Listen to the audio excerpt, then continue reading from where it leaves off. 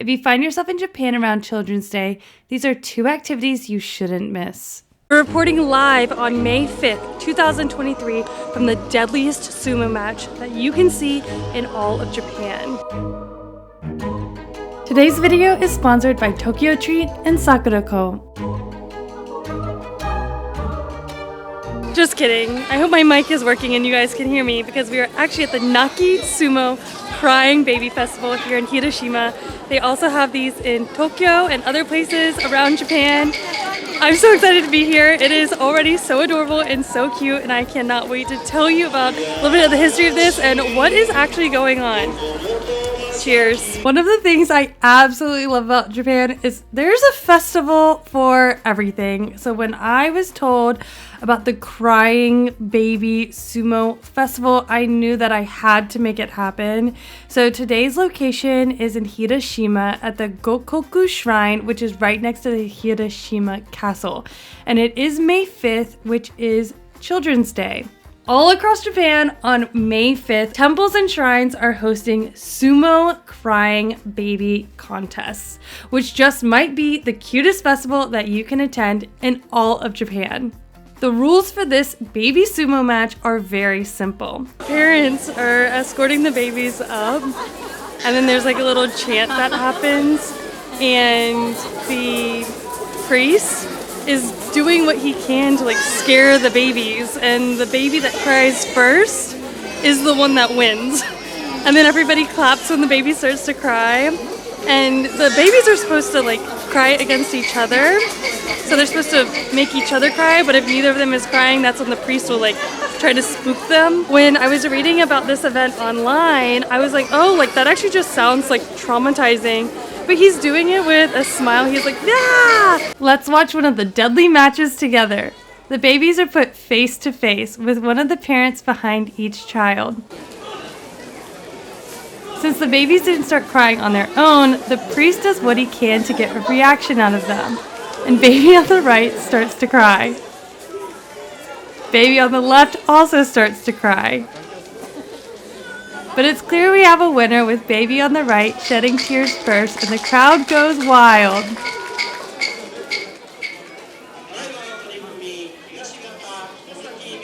And the winner is officially announced to the crowd.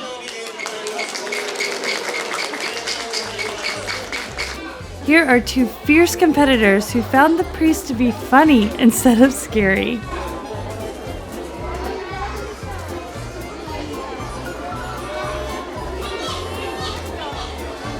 The crowd started cheering them on, but I think this one was a tie. These 2 competitors are very different. One is crying his way to the winner's circle, and the other one is just curious and ready to play. And some of our adorable crying baby sumo wrestlers were not leaving without clearly winning the match.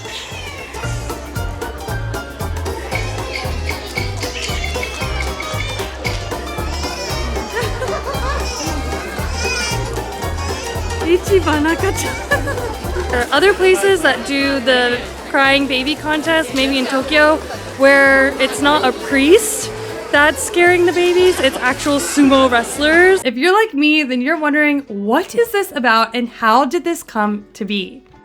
Babies in Japan are seen as a treasure to families, and it is a collective responsibility for everyone in the country to raise the future generations.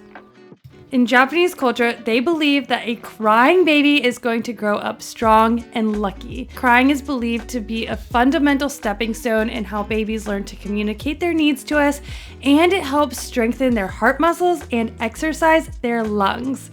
A crying baby also means they're warding off and scaring away evil spirits. So that's why crying babies are seen as strong and lucky. And now we know how the Crying Sumo Baby Festival came to be. Some of the babies are up there screaming and crying, like even before the contest or the sumo match starts, and everybody's just like laughing and giggling, and then if babies like scream, like because they're super freaked out, everybody starts cheering. Such a unique and fun thing that's happening. I am here with my son, who is old enough to compete, or I should say young enough to compete, but I'm an idiot and I didn't really understand the website and didn't realize I had to pre-register, which makes sense now. And I have him dressed in a traditional Boys' Day outfit. We're getting a lot of attention and people are like loving seeing him in it. I've seen a couple other babies here in their Boys' Day outfits, but most of the babies that are young enough to be here are competing, so they're just in their little sumo sets.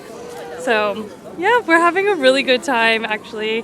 There's also a little food stand here so you can get some ice cream, but I kind of like how it's a very low-key festival. There's seating for the families participating. There's a standing area for you to watch. It doesn't feel overcrowded, which I thought that it would. I thought that it would be very hard to watch, but it's not at all. And it's going on pretty much all day, just today, May 5th, from 9 a.m. I think until 4 p.m. And I think it's just a 1-to-1 sumo match, so I think the two babies compete and there's a winner. And then that's it. You don't have to come back and compete or anything like that. It's just something fun to do. I love when they like present the babies and the winner. It's just so adorable. And I just love their little sumo outfits. When you register your baby for the contest and you come and check in, they give all the parents like a bag and it has their little sumo outfits in it. One of the things that I love about Japan is there seems to always be a festival, always be a holiday, always flowers blooming or something going on. Always something to look forward to. I feel like I'm never bored living here, and there's also just so much to do with kids as well. Like such a fun family-friendly festival. And I hope that if you guys are in Japan for Children's Day that you go find a baby crying sumo match near you. Today we are in Hikari. It is a coastal beach town and we are here to enjoy the koinobori, which are these beautiful carp flags flying behind me. Are hung every year for Children's Day. Sometimes they're put up like a week in advance about, and Children's Day is May 5th, and it's kind of like how in the United States we have like Grandparents' Day, Mother's Day, Father's Day. We also celebrate children and Children's Day here, so you can see a lot of these carp flags flying in front of people's houses, in front of businesses, and then different parks and just different areas will actually put a bunch of carp flags up just like this for people to enjoy and take pictures. Here with Linda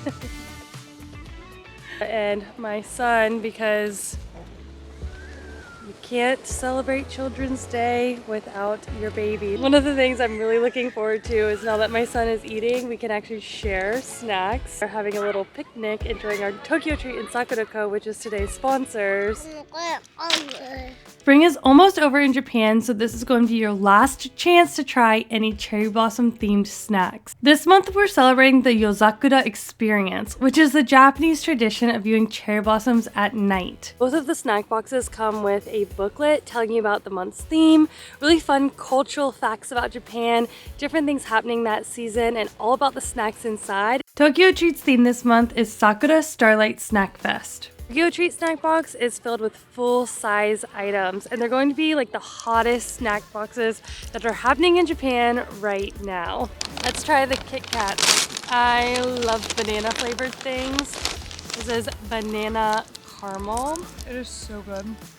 It kind of tastes like a banana sundae minus the ice cream. Sakurako's theme this month is Moonlit Sakura. Sakurako box is an artisanal snack box, so they're going to be local, small, and family-owned businesses. So you can really only get your hands on those snacks if you are visiting Japan or you get a Sakurako box. Each Sakurako box comes with a homeware item, which makes it unique across all other snack boxes, and you're going to get Sakurako tea. Oh my gosh, it's like a fortune cookie with cream on the inside. So good. If you've been wanting to try Tokyo Treat in Sakurako, use the link in my description and code ATLAS for savings on your first boxes. Boy, you crushed that. Whenever you watch my videos, I hope that it will always inspire you to get outside of the city when you come and visit Japan, because the countryside is truly where you really get to experience Japanese culture, Japanese hospitality, how wonderful people are, and just how beautiful it is. You obviously have to do Tokyo and Kyoto, but really make the extra effort to do things outside of the city. And if you're looking and Googling like top 10 things to do in Tokyo, top 10 things to do in Kyoto, maybe only pick 2 or 3 of those things to do, because everybody else Googling those guides is also finding the same things you are. So they're gonna be super crowded. The countryside is where it's at. Linda was trying to help me take photos with him, and he's like terrified of the sand for some reason. Every time I go to put him down, he just like lifts his feet off of the ground and or just cries. And I had no idea that he would be so upset over sand. Here it comes. Oh. He's watching the other kids. Yeah. Aww. Hi. Happy baby day. Yay. We love a Linda and baby Atlas moment. She loves him so much, and it brings me just so much joy seeing them together. I can't explain it. Pretty windy, which actually makes for great koinobori because it's supposed to look like they're like swimming in the water. They gave us a big koinobori to take pictures of him. I dressed my son in a yukata, which is a traditional festival lightweight kimono, and we already get a lot of attention wherever we go because he is a foreign baby. But whenever I dress him in traditional Japanese clothing, people like obsess over him and love taking photos of him. So he definitely had a lot of attention around him, and the photographer set up this koinobori for him to sit on because he was freaked out by the sand, and another photographer even gave him a cookie to eat to keep him happy. They're lowering the ropes. These are all just volunteers, and they're untangling the carp flags and putting a few more on. Little outfit change. Traditional Boys' Day outfit. Matching Boys' Day outfits. So cute. That's gonna be it for this video, you guys. I'll see you in the next one. Bye.